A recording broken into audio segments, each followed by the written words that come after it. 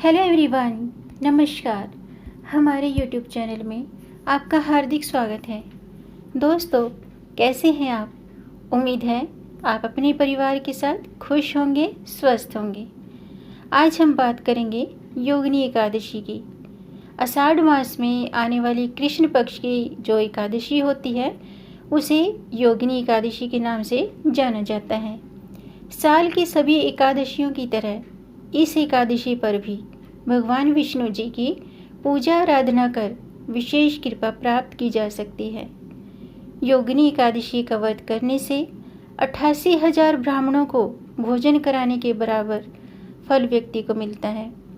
आज हम जानेंगे साल 2020 के आषाढ़ कृष्ण पक्ष की योगिनी एकादशी के व्रत की सही तारीख, क्योंकि अब की बार भी कन्फ्यूजन है कि एकादशी कब है। तो आज हम जानेंगे एकादशी व्रत की सही तारीख, पूजा का शुभ मुहूर्त और पूजा विधि। साथ में जानेंगे इस दिन किए जाने वाले कुछ खास उपाय। तो वीडियो शुरू करने से पहले दोस्तों आपसे अनुरोध है, अगर आप इस चैनल पर नए आए हैं और पहली बार आए हैं तो इस चैनल को सब्सक्राइब कर दीजिए और बेल आइकन बटन भी प्रेस कर दीजिए ताकि आने वाली वीडियो देख सकेंगे आप सबसे पहले। और जिन्होंने ये चैनल सब्सक्राइब कर दिया है उनका दिल से आभार, बहुत बहुत धन्यवाद। दोस्तों, ये आपका अपना चैनल है। इस चैनल के साथ ऐसे ही जुड़े रहना और अपना प्यार देते रहना और वीडियो को अंत तक जरूर देखिएगा दोस्तों, ताकि कोई भी जानकारी छूट न जाए। क्योंकि अगर आप आधी वीडियो देखेंगे तो फिर आधी अधूरी जानकारी से पूरा लाभ नहीं मिलता है, इसलिए हमारे साथ अंत तक बने रहिएगा। तो आइए शुरू करते हैं। सबसे पहले जानते हैं योगिनी एकादशी व्रत की शुभ तिथि, शुभ मुहूर्त। साल 2020 में योगिनी एकादशी का व्रत 17 जून को रखा जाएगा और एकादशी तिथि वैसे तो 16 जून को सुबह 5:40 पर शुरू हो जाएगी और 17 जून प्रातःकाल 7:50 पर एकादशी तिथि समाप्त होगी। एकादशी व्रत के पारण का जो समय है वो 18 जून प्रातः 5:23 से प्रातःकाल 8:11 पर है। अब जानते हैं योगिनी एकादशी की पूजा विधि। दोस्तों, योगिनी एकादशी व्रत की शुरुआत दशमी तिथि की रात्रि से ही हो जाती है।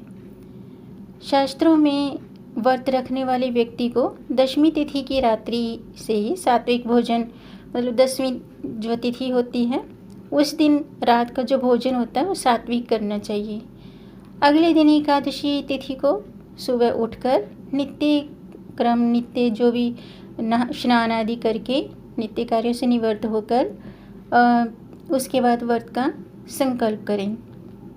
व्रत का संकल्प लेना जरूरी होता है, इसलिए दोस्तों स्नान आदि करने के बाद सबसे पहले व्रत का संकल्प लेना चाहिए।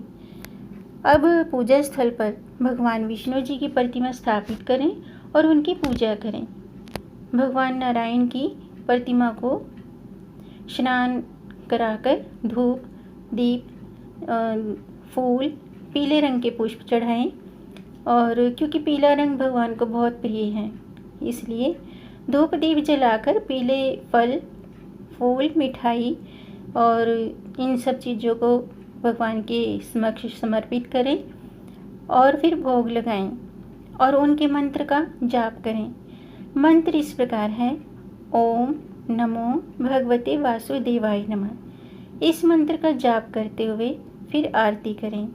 इसके बाद योगिनी एकादशी व्रत की कथा जरूर पढ़ें और कथा पढ़ने के बाद दान कर्म कार्य करें। माना जाता है कि आज के दिन पीपल के पेड़ की पूजा करना शुभ होता है। दोस्तों, अब जानते हैं एकादशी व्रत का पारण कब करें। शास्त्रों की माने तो एकादशी व्रत का पारण द्वादशी तिथि समाप्त होने से पहले ही करना शुभ होता है। यदि द्वादशी तिथि सूर्योदय से पहले ही समाप्त हो जाती है तो इस स्थिति में, इस सिचुएशन में सूर्योदय के बाद ही पारण किया जाता है। एकादशी व्रत का पारण हरिवासर के दौरान भी नहीं करना चाहिए।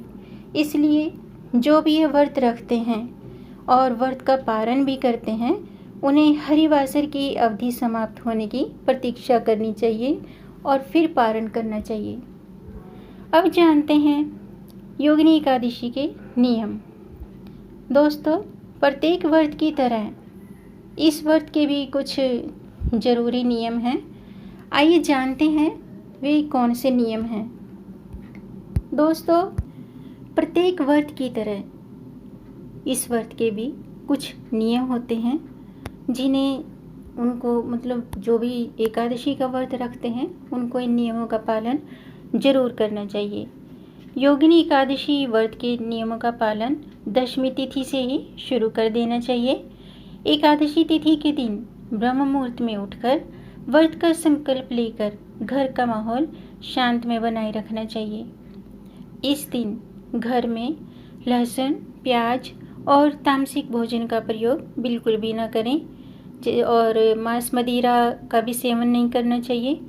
अगर आप व्रत नहीं भी रखते हैं तो भी आपको मांस मदिरा का सेवन इस दिन नहीं करना चाहिए।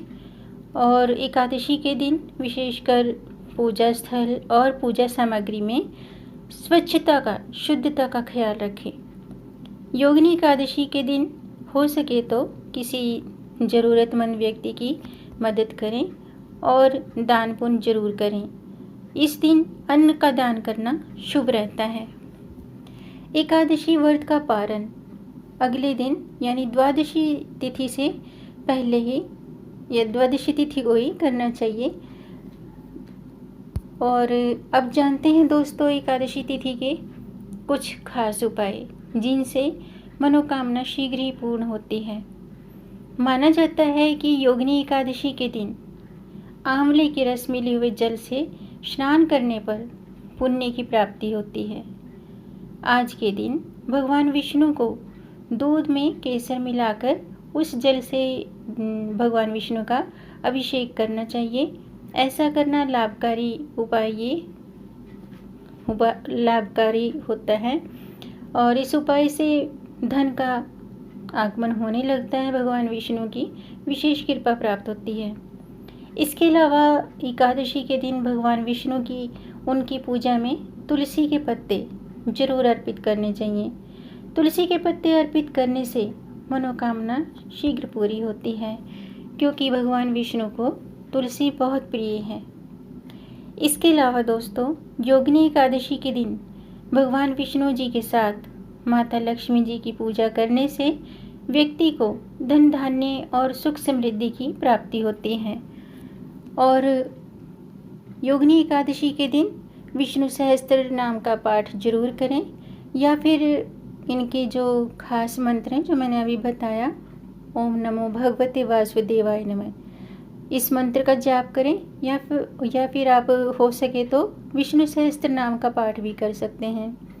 योगिनी एकादशी के दिन श्री सूक्त का पाठ करने से माँ लक्ष्मी अपने भक्तों पर जल्द ही प्रसन्न होती है। तो दोस्तों उम्मीद है आपको ये जानकारी अच्छी लगी होगी। अगर आपको ये जानकारी अच्छी लगी हो तो आप इसे लाइक कर सकते हैं। लाइक के बटन को दबाएंगे तो वो नीला हो जाएगा। और इस वीडियो को, इस जानकारी को आगे बढ़ा के शेयर कर दीजिए ताकि इस जानकारी से औरों को भी लाभ प्राप्त हो। और अगर आपका कोई सुझाव है, कोई प्रश्न है तो कमेंट बॉक्स में ज़रूर लिखिएगा। अगर किसी अन्य विषय पर भी आप जानकारी जानना चाहते हैं तो भी आप कमेंट बॉक्स में ज़रूर लिखिएगा। मेरे चैनल को सब्सक्राइब जरूर कीजिएगा ताकि आने वाली वीडियो देख सकेंगे आप सबसे पहले। वीडियो को अंत तक देखने के लिए आपका बहुत बहुत धन्यवाद। मिलेंगे नई जानकारी के साथ, तब तक आप खुश रहें, स्वस्थ रहें, अपना ख्याल रखें और अपनों का भी ख्याल रखें। जय श्री हरि, हर हर महादेव।